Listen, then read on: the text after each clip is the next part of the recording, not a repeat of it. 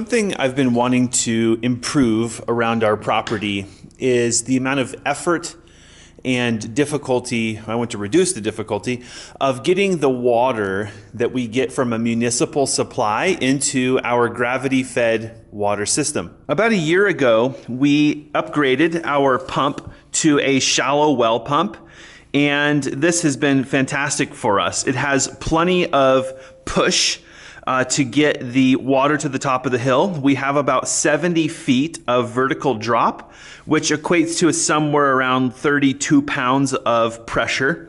So this pump has to push against that head pressure in order to get the water up there, and it does so without any problems at all. We have been hauling water in a food grade IBC tote from town, which is very common in our area. A lot of folks do not have wells or other water supplies. This is an interim solution for us. It is extremely affordable. It does not add any burden to our life because we already go to town. And so we pick up water for about 50 cents for 300 gallons. We're already in town, so we just bring it home with us, and then we're able to pump it through our water system into our cisterns. Our improved system is a frost-free hydrant, and this allows us to obviously work year-round. We've got snow on the ground, and I think there's about 3 inches of frost right now. So this hydrant obviously shuts off below ground. We can plug our pump in here, open the hydrant, pump to the top of the hill, shut the hydrant off, and we're all set. The gravity system, we don't have to have a pump. It runs all the time. So that's why we built it. This is actually a stepping stone into a passive well system. So we do plan someday down the road to drill a well, but we wanted to have a home first, and everybody knows that wells are always a gamble. There's a lot of opportunity to improve this system. Our current water system has over 3 months of water on hand. So when we do fill the tanks, it's maybe pumping, twice a day for 3 days, but then we don't do it for 3 months. But kind of share some of the things that I think we can do to make this better.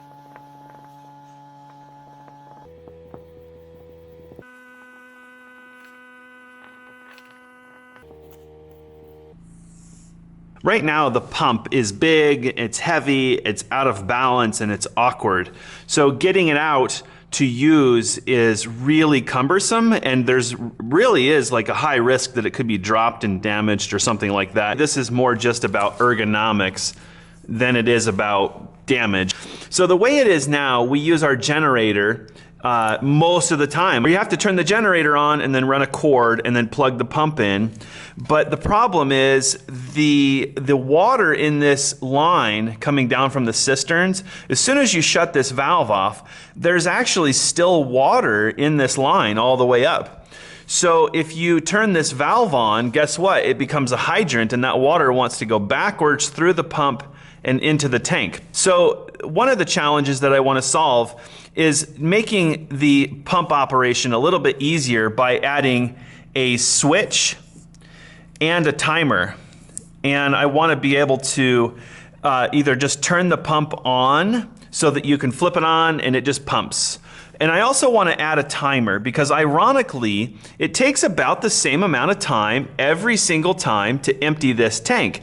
So instead of setting a timer on our clock or something and having to come out and check the tank to see if it's empty, we could just set a timer on the pump itself, and we could set it conservatively, so right before it runs out, it shuts the pump off. And that kind of takes me down to less babysitting. It is now you plug it in and you have to come out and check, because if you let it run dry, then the pump's running dry, and this is all bad. I kind of jumped over number 3. For example, let's say that the pump turned off all on its own. Well, guess what? We have the same exact problem we had earlier, less the fact that there's not going to be any real rust in the pump because we've been pumping water through it. The pump's nice and clean, but still, you would lose all this head pressure that's in the hydrant, because as soon as that pump stops, gravity is going to take over and it's going to put that water back in the tank. We need to do something to make sure that the flow past the pump is one directional. I'm thinking backflow prevention, check valve, something along those lines. Finally, this is an issue, especially during the winter months. We saw temperatures last year as low as -20 Fahrenheit. At this temperature, things freeze very rapidly. If we have 3 months of water, that would get us to January, February, March 15th. In theory, if we are conservative with water. That means we should be able to skip the entire winter season, which is our plan. But first thing I'm going to do is I think I'm going to build a box for this. And what I want ultimately is for all of the extremities to attach easily to the edges of the box.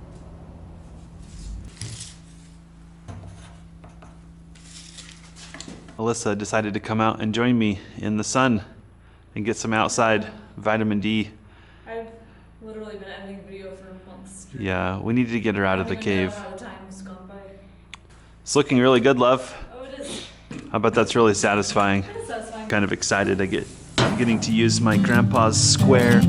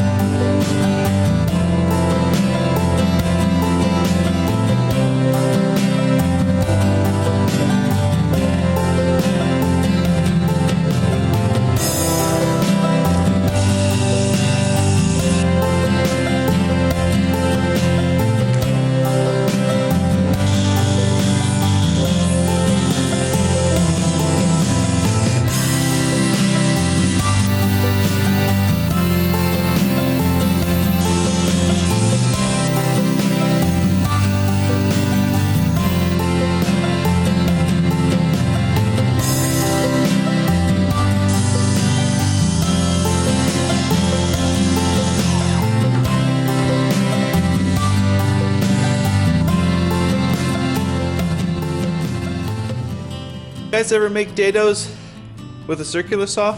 Alyssa's trying out our new thing. It's called Polar Yoga, where we teach you to create your own body heat because it's not provided. I would never believe that sitting in a cold garage at like 32 degrees with a loud generator going and power tools going, yeah, that you'd be relaxed.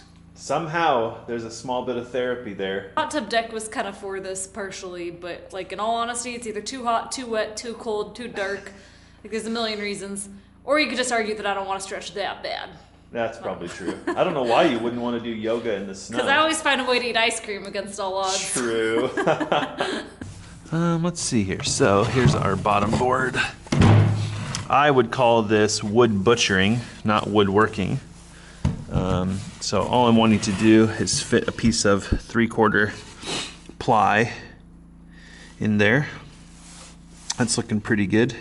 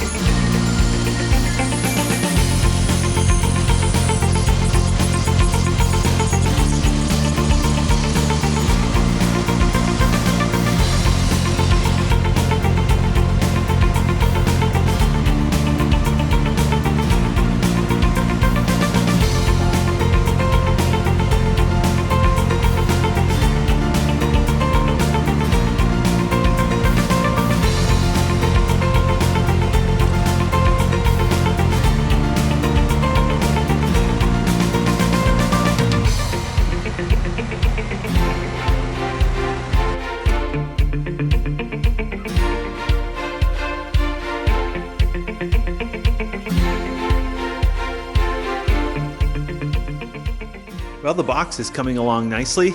I'm not gonna lie, it's been a really long time since I've cut a dado joint. We're going to run to the home supply store and pick up some fittings and things to make this plumbing and electrical stuff kind of do what I want. And then we'll come back and probably try to work under the lights.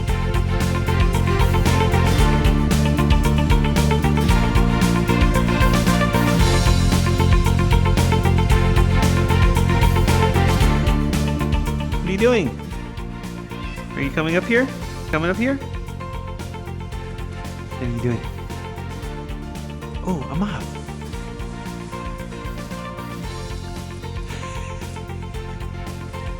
No. Where is it? There it is.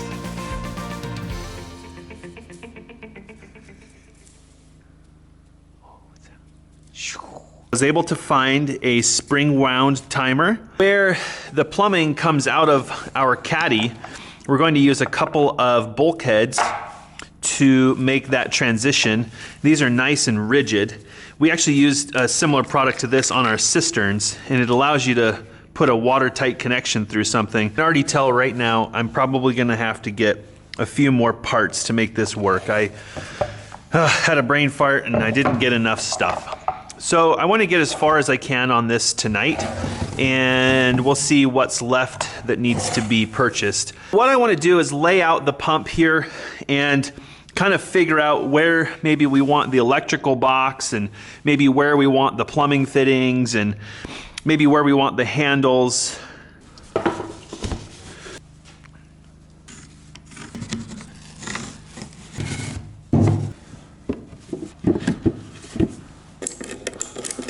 What I originally had in mind was that the electrical would end up over here maybe in this corner, and that the plumbing would end up over in this corner.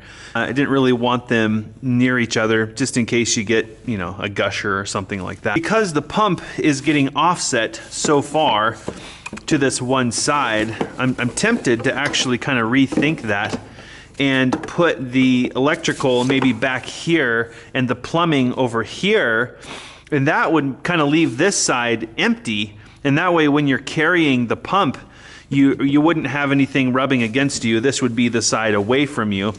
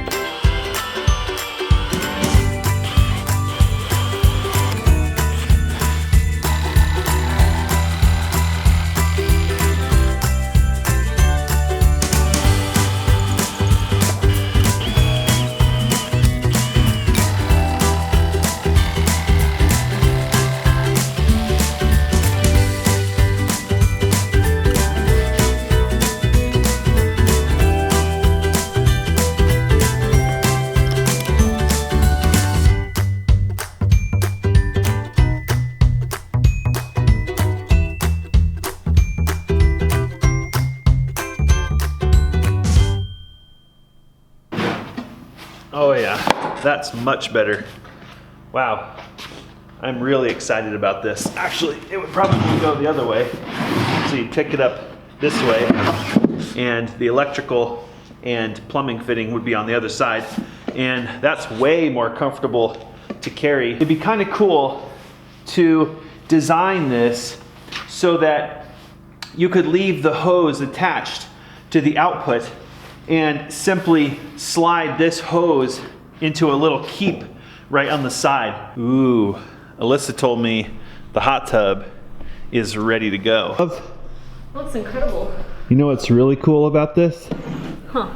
I use joinery, even though it's very basic. Yeah. So even though there's no glue, you can pick that up. That's incredible. You should try it. There you go. What do you think of the handles? I like them. I decided to make these on opposite sides. So this will be the out, water coming out. Heck yeah, I'm gonna make this all sexy. Like your dad would be so he'd proud. be engineer proud when I get all done with this. I'm gonna have labels. It's gonna say He will switch. love that. It's gonna say power on and off. This thing's gonna look like a cockpit when I'm done. Cord is gonna come out over here, and I'm thinking I'll put a cord keep on the end, so you can just wrap the cord on the end here. Yeah. So you'll be able just to grab the pump, go out, set it down, plug it in, and then you can flip it on. And then when you want to go in and eat ice cream in front of the heater, you can say, I want to eat ice cream for 20 minutes. You turn it, right? And then whether you fall asleep eating ice cream in front of the heater or not, it shuts off. Yeah, that's awesome. I measured my hand and I measured my fingers, Nice. and that's how I came up with the dimensions for this. I used a license plate to make this corner right here. All right, so the hot tub's 98 degrees. Good. Are you in? I'm in. Give it a stir. Stick some wood in there. Oh, I stirred it. All right, Okay. I'll go add some wood. See you in the hot tub.